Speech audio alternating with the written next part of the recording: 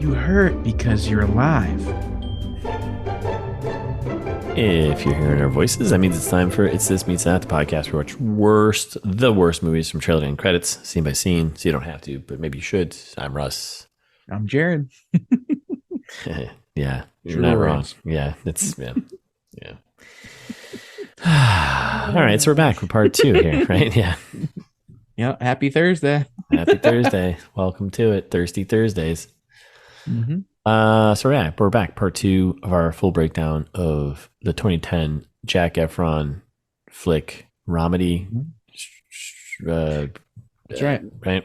I don't know. Romedy. Romedy. A lot of romance and comedy. Charlie St. Cloud. Yeah. Sam in a magazine. Yeah. Sam. So where would we leave off? We left off with Amanda Cruz character Tess boating off into the sunset sunrise. / hurricane. Into the storm. Yeah. Like boating into the storm. Yeah. Tsunami, maybe if it's the Pacific. And Charlie just watching her go to her death, right? That's right. Spoilers. Well, spoilers for in a few minutes. Kind of. Yeah, a little bit ish. I don't know. Not really, but I think we're back in the woods with Sam, and he and Charlie is telling Sam about the trip that she's embarking on. First leg straight to South Africa. Yep. It's going to be a crazy tough race. You got to watch out for icebergs. And Sammy's not really having it because, like, clearly Charlie is now interested in something else. Exactly. And Sammy's kind And of Sam calls him a coward. yeah, straight up. It's like, you couldn't take being alone for 6 months. He's like, sure, I could. Like, Yeah. So you're saying if it wasn't for me, you would go? And he's like, no, not that though. No. I love you, little buddy. Mm-hmm. Ooh, no.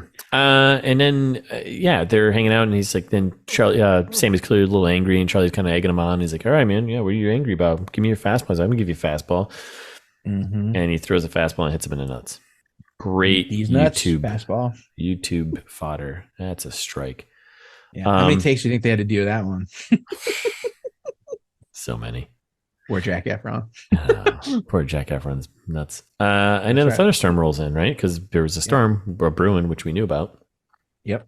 And it starts raining, and then we get this very strange montage. Let the mud games begin. What? So throughout this movie, Zac Efron, Charlie, is very into trash can lids. He loves his trash can lids. He uses them to scare the geese. Yeah, right. Like, yeah, great point. Yeah. They're like it's like New York is a character. Yeah, the trash can lids are a character. And so he gets the trash can lids. He pulls the handles off them, and then turns them into like little sleds that they ride on in the rain. Mud games. What is happening, and why is this happening? This scene lasts for too long, like a few minutes. Yeah. And they're just like sliding around in the mud, having a good time. And then it finishes with like a creepy girl statue in the cemetery. Yeah. So as the storm stops and like the sun comes out, like the last raindrop is like a teardrop in the statue's eye. This is terrifying. Like, what is what? Like, what is He was insane. There was also a shot of Zac Efron going down in the mud games thing, surfing. A headstand. He was doing a headstand. Like, I know.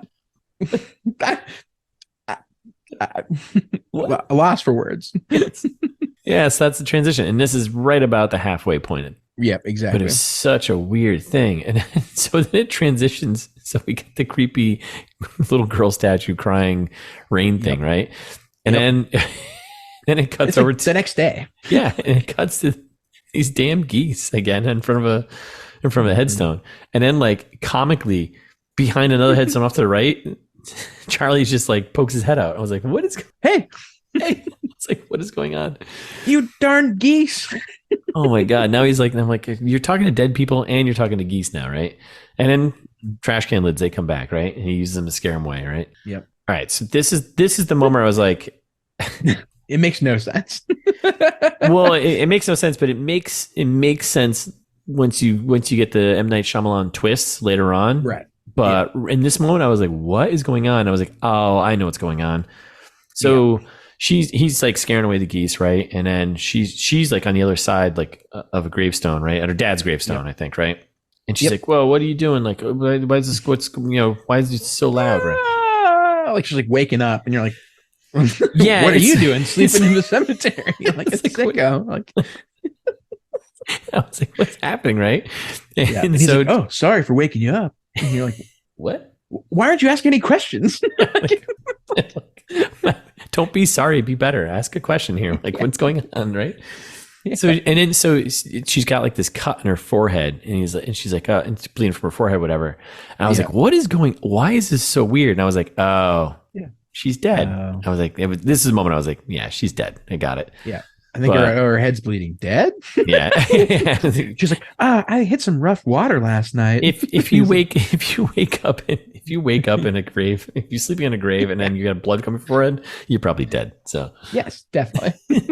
But he's like, yeah, I can, you can come back to my place. I'll stitch you up. It looks like you might need stitches. He's kind of funny. He's like, it's kind of gross. So let's go get that taken care of. Your face is gross. She's like, okay. Like, yeah. What? So then we cut to the cottage, and he's there about to stitch her up, and she's like, "Is it fatal?" And he's like, "Definitely." Yeah. Dead. What? Yeah, dead.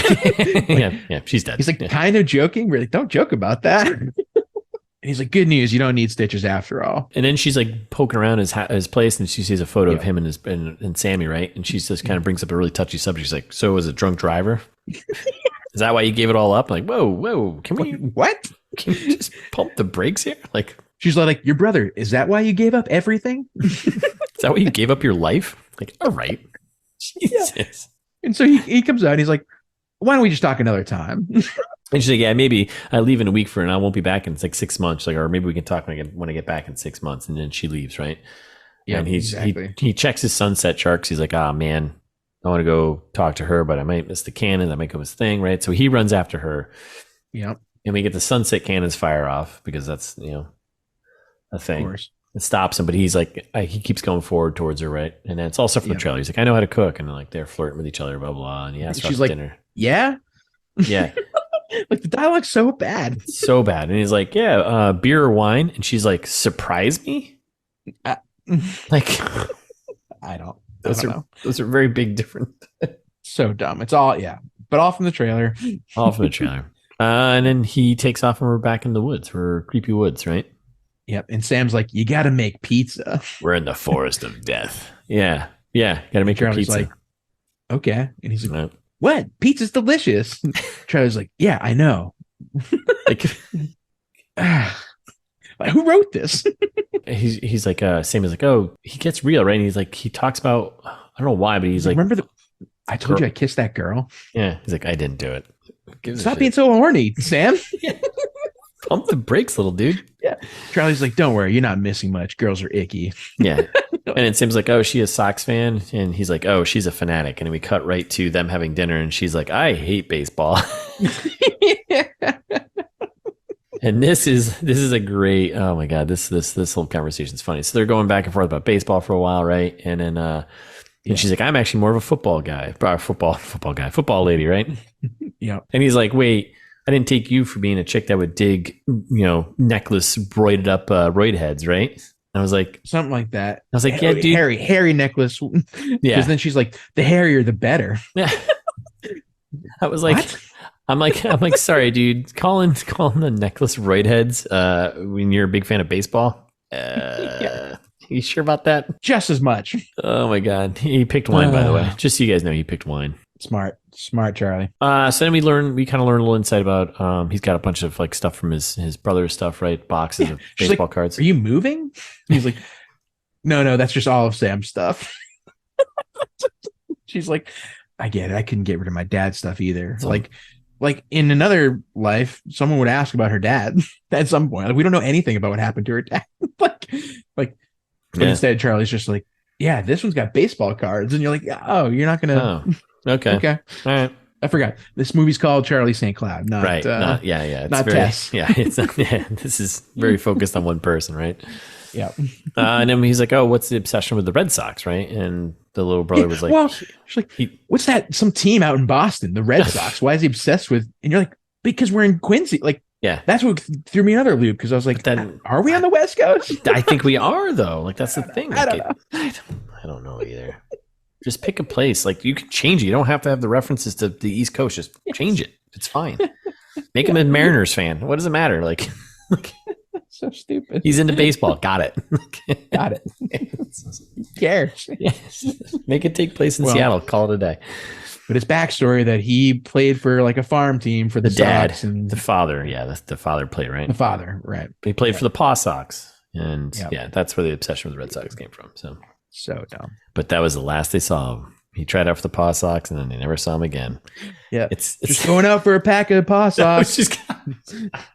just gonna go out and play catch with some professionals. Yeah. And we never saw Dad again. Mm-hmm. Tale as old as time. Mm-hmm. Looking back and knowing that she's currently dead, right? Yep. These scenes get so interesting. So she's like doing some mapping. She's right? not dead. She's never dead, really.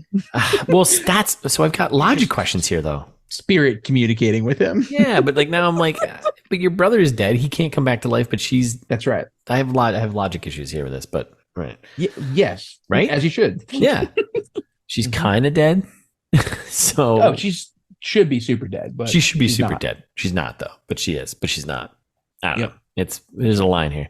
Anyway, so she's doing like mapping out, whatever, and it's all shot from the trailer. He like creeps up behind her. He's like smelling her. He's like, oh yeah, yeah. And then and she's like, they kiss, whatever, right? And she's like, what are we doing? She's like, I leave in a week. She's dead, by the way. And then she just like all of a sudden she's like, no, we can't do this, and she like takes off. Yep. So Charlie, timing is everything. I'm sorry. And she just leaves. Like, what is going on right now? Well, because then there's a knock at the door. There is a knock at the door. Oh, she didn't leave. She didn't leave. And then he opens the door and there's no one there, right? And he grabs a candle and he hears voices, right? Which, again, she's dead. And she's like, find me. I'll find you. And then this is, you think about this. I was like, you're in the creepy woods now, right? And they're like in the cemetery. Like, they're in the cemetery. I'm like, this movie's so weird. I was like, this is so weird. So he's like chasing each other through their graves and giggling. They're like, and there's like fog. I was like, where's Ichabod Crane? and then like you can't really see him. It's like kind of horror movie kind of vibe to it. And like she sneaks up behind him and like I was like, oh no, she's gonna kill him. No, they kiss, right? I was like, this is super weird. This is definitely weird, right? I was like, she's definitely dead, right? Yeah. Again, I'm like, I'm pretty sure. And he's like, I found you. And then I think I literally wrote, I was like, oh, wait, she's dead, isn't she? Like, I fucking hope so. Yeah, definitely. And then I was like, are they about to get it on in the cemetery? Is he? That's right. So now I got logistics issues here. Yep. She undresses him in silhouette. I was like, they're still in the cemetery. Kiss, fade to black. And then it opens up with on them laying in the cemetery, right? Yep. And she's like, what are these scars on you? And he's like, burn marks from where the paramedic shocked me. Pretty fucked up. She's like, they're beautiful. They saved your life. Hardly. What? Who? Oh my God. And then it fades out again and it opens up next morning. Charlie's shirtless, laying in the middle of the cemetery. And it's so weird. He's alone and he looks over kind of at the camera, like kind of past through the camera. They're like, are we breaking the fourth wall right now? Because that would be amazing. Yeah. I wish he just leaned over and just looked at the camera. Was like, life moves pretty fast. No, instead it cuts over and we see the geese. Yep. The champions of this movie. Yeah. And he's just like, this doesn't change anything, geese. I'm coming after you. What? Okay. So then he goes home and he like picks up a Post-it note on the door and it says, come find me. And he's like, what? She's on the boat? Yeah, and there's a boat with a little drawing, right? A drawing of a boat, and then come find me a note, right? So then he walks down to like the dock water area or whatever, and she's like, she's on a boat, and he's like, found you. She's like, I knew you'd find me. And then they go sailing. This is a big sailing montage, yeah. Big sailing montage. He's back on the boat. It's the first time in 5 years he's back in the boat, but he's technically out there by himself. Yes. Right? So then all the mechanics of like what she's doing to help drive the boat, is that actually happening? He's going solo, I think. So then we get a transition shot of the lighthouse at, of course, sunset. Mm-hmm. we're up at the lighthouse and they're cuddling, they're talking, right? And he's talking lines from E. Cummings, some line she said at her father's, funeral or something like that, right? Yep. She's talking like, oh yeah, you can come with me on my boating trip, whatever. I can have you, like, I know it's a solo thing, but you can be part of my crew, stuff like this. And he's like, I can't die. Because like the sunset. She's like, what? You don't get days off at the cemetery? And he's like, I just can't, and then we get the cannon fire because it's sunset. God. And he's like, oh shit, I left something at work. She's like, I'll go with you. And he's like, no, babe, don't come with me, babe. Meet me at the cottage. Yeah, I gotta go see some dead people, babe. And then we're back in the creepy woods. We're in the death woods, right? Yep. We got Sam's crying because Charlie's late, whatever, right? And it's all stuff from the trailer, and he's just like, hey, I can feel you forgetting me, blah blah blah. And he's like, you want me to go, blah blah. And Charlie's like, no, and he's like, why'd you bring her then? And we turn and we see Tess is there, right? And it's like the music and it cut to like this kind of horror suspense moment. I was like, all right, let's go all in on this, right? And then we cut back and Sammy disappears because obviously he's not there because he's dead. Mm-hmm. And Charlie's basically losing his brain at this point. Well, yeah, and he does like a bunch of exposition. He's like, you don't understand the deal. I come and I meet Sam every day and we play catch. And don't you understand? It's the deal. And she's like, you got to let go, Charlie. And he's like, no, the more that I'm in your world, the less I'm in his, from the trailer. And she's like, well, we all have to let go at some point. But I can't. And then he kind of breaks up with her. He's, bye, Tess. Good luck with your race. Yeah. See ya. And she says, you didn't die in that car crash, Charlie. He says, Actually, I did.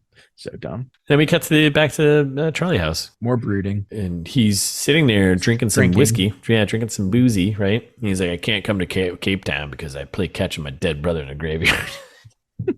Yep, it's as stupid as you're making it sound. Yep. And then he's just getting boozed up and that's it. He's just talking to himself. I mean, he's actually talking to himself throughout this entire movie, really, technically. And then we cut to Tess's house. And so this is like one of those weird moments. It's kind of like the M. Night Shyamalan moment, right? It's like coming, like it's starting here. So we're at her house. Come on, Bobo. Yeah.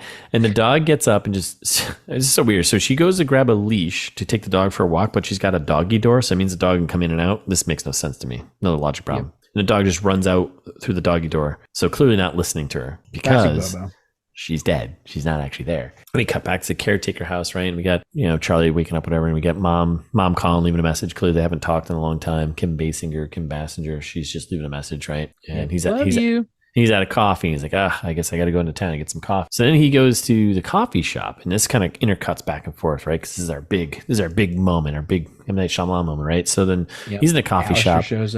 Alistair shows up, right? And then we get we're like Coast Guard or police officer. I don't know. They're like patrol guys, or whatever, right? Some kind of search and rescue, yeah. Yeah, and they show up into the coffee shop, and they cut to, and then as they show up, we cut to back to Tess. We got a boat missing out of Quincy Harbor.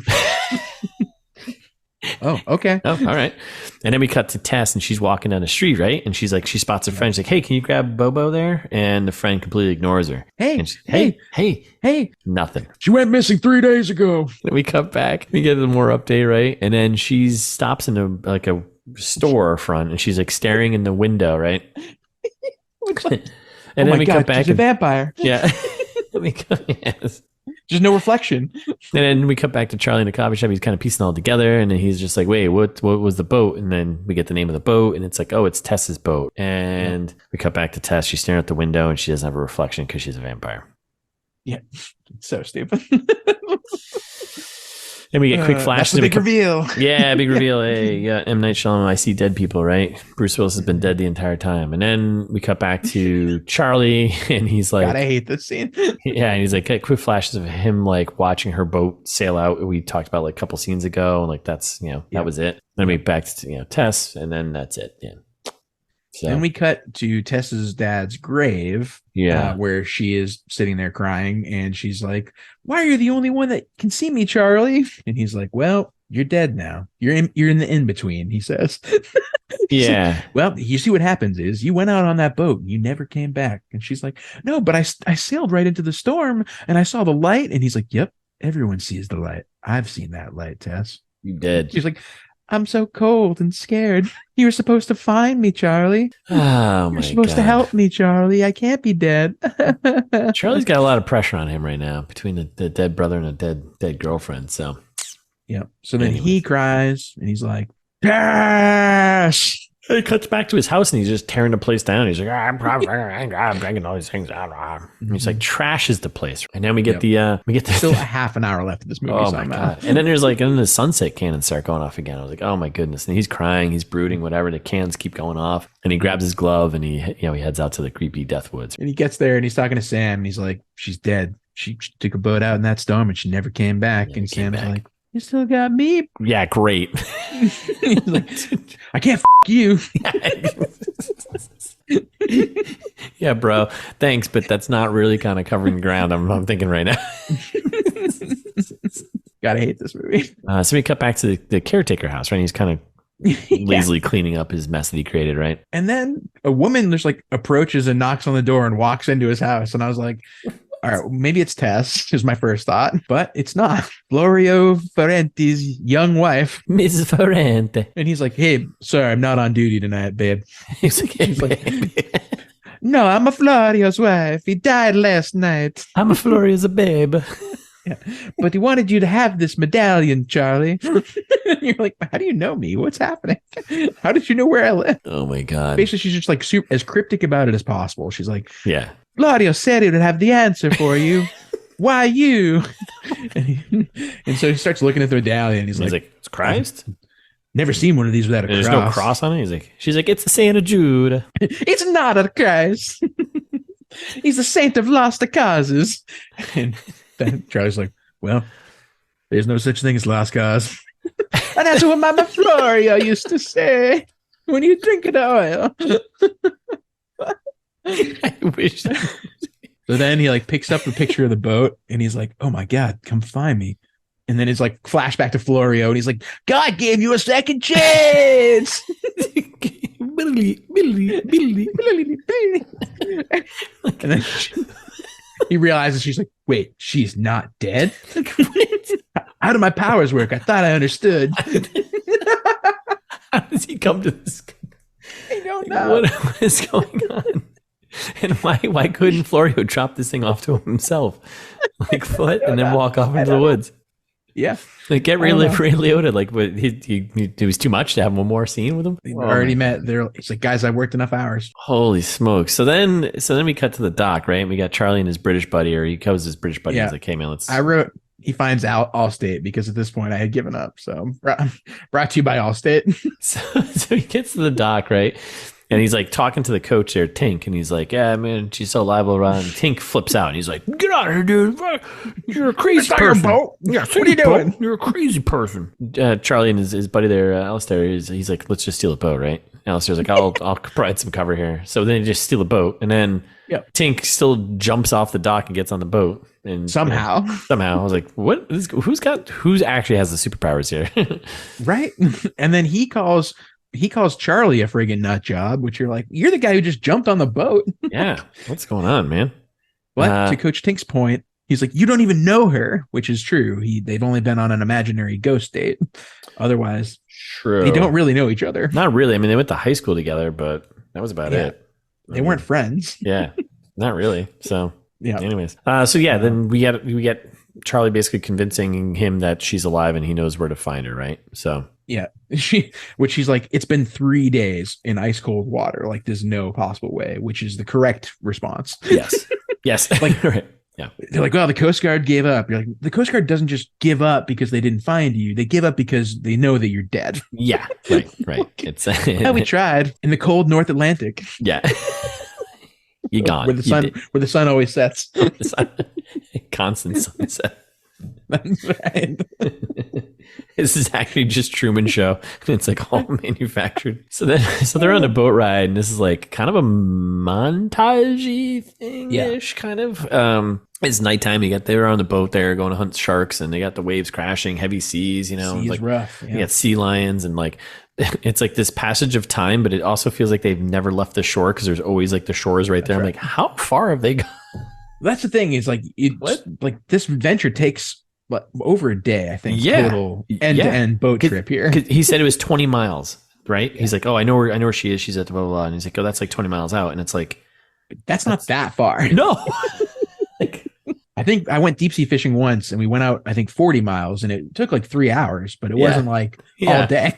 And like the way this transition is going, it feels like they've been sailing for like 3 days. And it's like, yes, what is going on? So then Tink comes up and he's like, hey, I'm gonna take over driving. Don't worry about it. And like, go get some rest, right? Yeah. And then Charlie's been up for God knows how long. Yeah, no one can know, actually. We covered everything over to Spike Rock, and he's like he knows where that is. Yeah. What are you talking about? So then so he goes in the back of the boat and he sits on a chair or whatever, and Alistair's like laying down, taking a nap, whatever, and he's like, hey bud, if we turn back now, we can make it by blah blah blah, sunset or something like that. Because because Alistair knows, he's like, hey man, I'm your mate. Like, you can tell me what you do, What is it you do in the woods every night, man? Yeah. I've seen you naked by yourself. Kind of weird. He's like, if I told you, you wouldn't believe me. Okay. Yeah. I slept with my dead girlfriend, kind of. That's right. Who's not actually here. Dead brother watched, maybe? Maybe. Yeah. So he's like, whatever. And it's kind of like the moment of decision, right? He's like, do I just turn back and like stick with like I got my brother, or do I move forward? And he's like, no, we're gonna find Tess. So they move forward, right?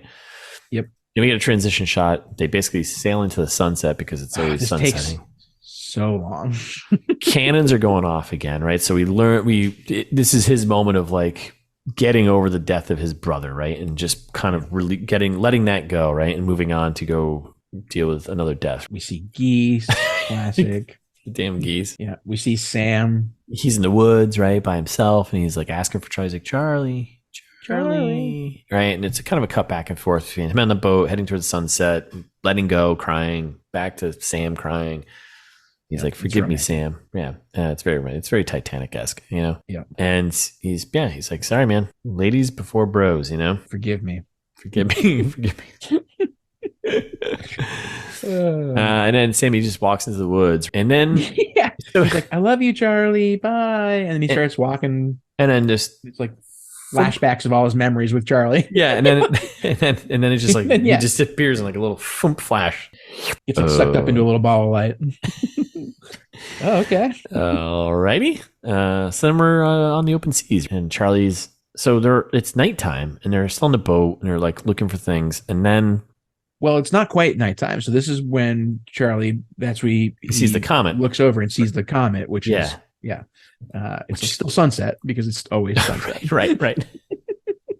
And so literally he sees a comet, and he's like, Sam? And it's basically pointing him in the direction of where Tess is. I was like, those rocks over there. Like, what? How does this science work? What is going on here? Yeah. And again, it doesn't look that far. He can see it with his naked eye, and yet it takes forever. It's like pitch black by the time they get there. Yeah. So they do find her boat, right? And he's like gearing up, gets shirt off, and I got to take off my shirt. Yeah, it's Zac Efron. I mean, contractually obligated to take off his shirt at least once in a movie. He hasn't done it yet. Yeah. He gears up, and his buddy Alistair's like, dude, don't go in there. Like, you're gonna die, whatever. Like, just wait for the Coast Guard. And he's like, nah, man. Like, if I don't do this, she's gonna die, right? And she'll never make it. And he's like, this is why I was given a second chance. And he jumps into the water. It's so stupid. Because also, then they cut to Tink calling emergency services. And he's like, we need emergency medical assistance for one. Make it two, people. You just made this job twice as hard for any Coast Guard people who are in Jesus. What an asshole. Yeah, Charlie. So then we're like, it's just a kind of him underwater shot, him like swimming to get to the boat, whatever, and the boat's like capsized, all flipped over, and he gets inside the boat, and it's just him kind of looking for stuff. Right? I was like, there's no way she's alive. There's absolutely no way she's alive. No way. And then he's like, he goes under again to like keep looking for her, and he gets like caught on like a cable or something, or some line or something like that. Yeah. And then he's like, I was like, oh man, maybe he's gonna die. Naked or and he like cuts all his gear loose, and he swims to the surface. Yeah, it's very weird to know where everyone is, and like the timing of this too is so strange because like he just jumped off their boat, he's in her boat, and then he surfaces, and he gets like he's on like rocks or like something like that, right? And he climbs up on the rocks, and he's kind of like bouncing around, whatever, and he starts hearing voices, right? And he spots a body, and he climbs. Come find me. And he like, oh, it's her. And he like climbs on top of her in kind of a weird, creepy way. And I was like, this is getting weird. And then he's like, unzips her shirt and like then pulls her close and is like cuddling with her. I was like, this is weird, but I guess I understand the body heat thing because like, but it was like, this is weird. Yep. And like also she should be the deadest by now because it's been 4 days presumably. Right? Like 4 days, right? She's so dead. She's been missing for 3 and it took them presumably a day because we've based on time to night. Right. And unconscious with a head wound in a cold ocean on rocks. Like she's so dead. Like, there's no coming back from this, right? No. And then it's like, and there's like this weird like jump cut. So it's like there's this passing of time of him like cuddling with her and like keep holding her and stuff. I'm like, how much time has passed? Like the boat was right there. Another day. Yeah. What's happening? And then there's like a spotlight on him and it's like, oh, here's the Coast Guard now in a helicopter and like, oh yeah. And then they're in the helicopter and you got a little mirroring image here, right? So he's sitting there and she's laying blanket over her head and everything like that, right? And her arm falls over the edge there, just like his brother did in the beginning. And he grabs her hand, whatever. And then it holds. And you're like, her fingers start moving. Yeah. So stupid. And also like I'm glad that they were just trying to get it over with, but they super rushed the ending in this movie too. 100%. Yeah. Everything goes into full gear and none of the timing makes any sense. No, not one bit. So then they cut to the hospital and he wakes up. Charlie wakes up, drinks some gin. Yeah. Like, can you not because smell Alistair that? was supposed to be a Russian. And so it was like, right. It was vodka originally. Supposed to be vodka. It's British. Change it to gin. Jesus Christ. So so he's like, yeah, Tess is fine. He's like, oh, explaining the hugging thing, so we feel less creepy. He's like, yeah, hugging her did the trick because she had hypothermia. So stupid. And your body heat kept her alive. No, she's dead. He's still sleeping with a dead woman. Yeah, ridiculous. And then we're a boat ride. He's kind of back in the saddle now, right? He's cruising his boat. So in the book, I guess this period is a few months. Okay. It's like one of the only times in the movie they don't beat us over the head with timing but inexplicable. Yeah, it's just like he's doing boat stuff and she's like watching him on her porch. Yeah. Like, what? Yeah, like, I didn't. So yeah, he boats up to the house there or whatever and she walked. It was so weird because like, wait, wouldn't you have talked to her before? Yes. And at this point, so in the book, Charlie, it's been months and months of her being in a coma in the hospital. Okay. Charlie still didn't have to say goodbye to Sam yet. He like does a goodbye to Sam. Okay. At this point. Yeah. He became a paramedic. Comes to find out. Yeah. It's like a whole thing. Jesus. Okay. And then he's doing one last visit to the hospital. Yeah. And Tessa wakes up and she's like, Charlie? And then Charlie's like, well, here's what happened. And like gives her the rundown. And basically she's like, well, I guess we're in love. Like that makes more sense in terms of timing wise. Cause like in the movie, like all that is gone. And like she walks down to the dock and he's like, hey, heard you were back home. He says that to her. And I was like, wouldn't what? You were just in the hospital. You asked about her and your buddy said she was fine. They didn't mention she was in a coma or like that. Right. Nope. She's recovering. She's recovering. Like, okay. So she'll be fine like a week or so. I can go talk to her. Like I literally just saved her life and held her hand and like, what? Yeah. But instead she like bites her lip. She's like, oh, Charlie. So they're like, they're hanging out. What you got here? Yeah. He stole his buddy, Lieutenant Dan's Sullivan's boat there, right? I think so. Yeah. They're going to scrap it. He's like, no, I took it. He's like, I got a lot of work to do on her, whatever. Right. And I got to put some flukes on it. Yeah. Get the fluke out of here. Fluke you. Yep. And then she says the name of the movie. She's like, you saved my life, Charlie St. Cloud. And then that's the name of the movie, which is also his name that they've been saying the whole freaking movie. Charlie St. Cloud. I mean, all in one. Right. Yeah. They've been teasing it. They call him Charlie. All right, whatever, St. Cloud. And then finally, they bring it all together. Mm-hmm. Charlie St. Cloud. This is the big reveal. And he's like, oh, you got a lot of you got a pretty good memory or something like that, right? And then well, because she's like the fluke. She's like, that's the last conversation I remember having. Yeah. Like, oh, Well, we fucked in the cemetery. I don't know if you remember that. Do you remember that? No. Okay. We fluked hard. We fluked real hard. And then he was like, yeah, he's talking about how he's going to get the boat in shape and do, sail around the world once it's done, whatever, right? And and then we have our moment of like, she's like, yeah, he's like trying to get her to go in the boat, and like, she's like, it's not the water I'm afraid of, it's you I'm afraid of, right? Yeah, which I'm like, wait, what? Again, what's this dialogue? And then she's like, it's you, the way you make me feel. But having these visions more vivid than any dream, and we're in them together. And then Charlie's like, they're not dreams, Tess. They're memories. And then he like weirdly recites that E.E. Cummings poem again from her father's funeral ceremony thing. Yeah. She's like, how'd you know that? Well, that's your dad's favorite. It's about taking chances. And then instead of asking any questions again, she's just like, Charlie. Oh, Charlie like, St. Cloud.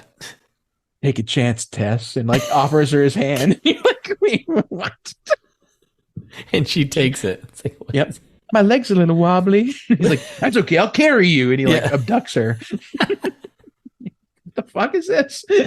Yeah, so that's good. So they get on the boat. And then we cut back to I think it's the caretaker house, right? And it's all packed up and cleared out, right? He's cleaning out the boxes, right? We get the sunset cannons again. And then we get him going out to the creepy woods, and he's so like, hey, none of this is in the book either.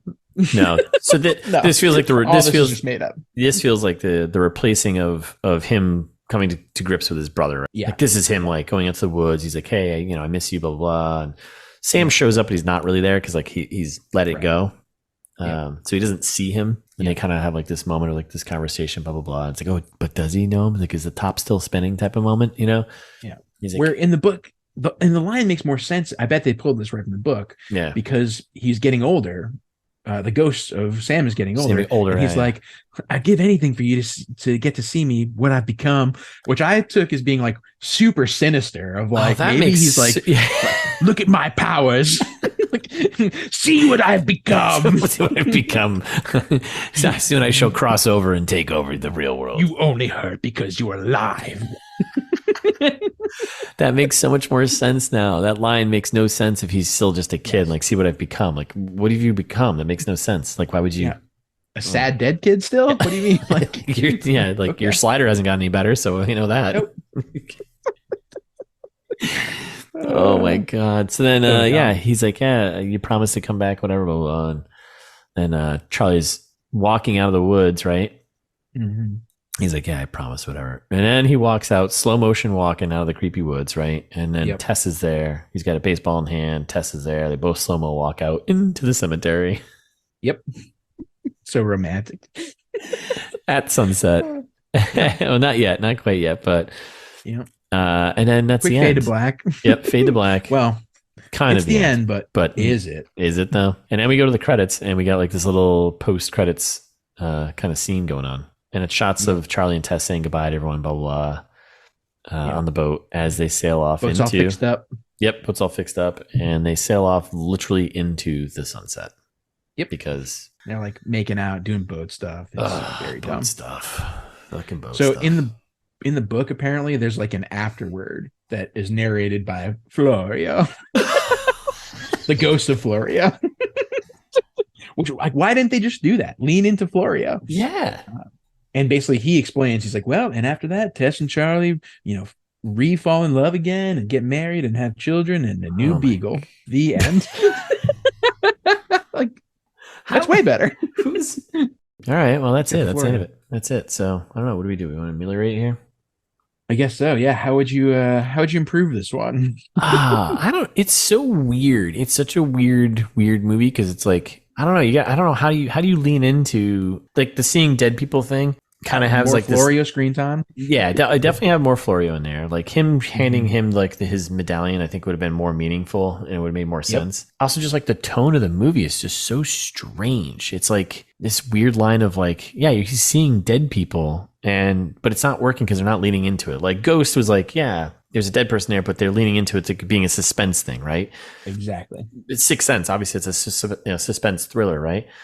But this is like trying to be a romance, but then have this weird this other side that's like a kind of a suspense thing, because they have this big twist that's like you got to pick. I don't know, the balance wasn't right, so I don't know how you fix that, but I think you fix it by erasing the love story. yeah, like make it about Charlie's growth, like personal growth as a character, of like he's going to sail around the world on his own now, and he's like gonna like, I think if they had done, which I know is not how the book is, obviously, but like you deviated from the book already, like just cut out the crappy parts. Yeah, because the book probably makes sense in terms like you said, like with the younger brother's aging as he's like, you know, some of that stuff kind of makes a little more sense. But and I think there's double kind of imagery there too, of like he's continuing to age as a ghost, even though Charlie's kind of stuck in time and what he's been doing, and kind of like it makes it way more meaningful if you do that. Focus on Charlie. Like Zac Efron's a good actor. Like I don't know, he could he held his own. This movie had a bunch of good actors. Like, sorry, Amanda Crew, but like get out of here with that nonsense. Give her a bit part, and like give me Ray Liotta, give me Kim Basinger, Kim Basinger, whatever her name is. We'll never know. We'll never know. Sorry, Kim. But like focus on all those things instead of give us like actual Charlie story, instead of being like making it kind of a half-assed thing about the little brother and the love interest, which is annoying. Yeah, I think you're right, because like even with the scene with Dave Franco when he came with Dress Blues thing, I thought that was interesting. Even more like, Dave Franco. Yeah, like I mean, I thought that was interesting. Like, and it, I think you're right. Like, focus on more on him and less on the actual love story, because that's just like, I get it. Like that's the vehicle for him to get out of his grief and like, oh, I need to find something to move on, live my life. But you can do that without having someone else. Like you could just make it about sailing. Yeah, right. Like, I mean, his other love. Yeah, like as we know. Yeah, like just So yeah.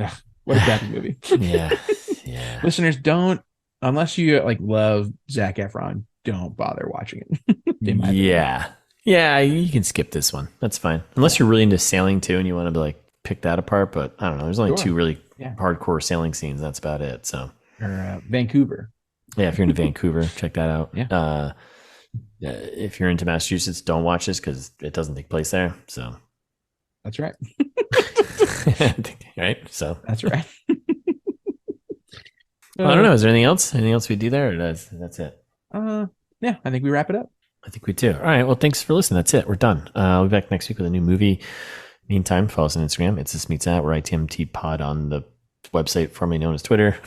Subscribe wherever you're listening. Find us on YouTube and share with a friend. So, or share with your enemies. That's fine too. We like that too. Or complete strangers, leave us a review. Apple Podcasts, Spotify lets you review stuff. Any of that would be nice. We'd appreciate it. Yeah. Or you can send us long form feedback. Write us an email.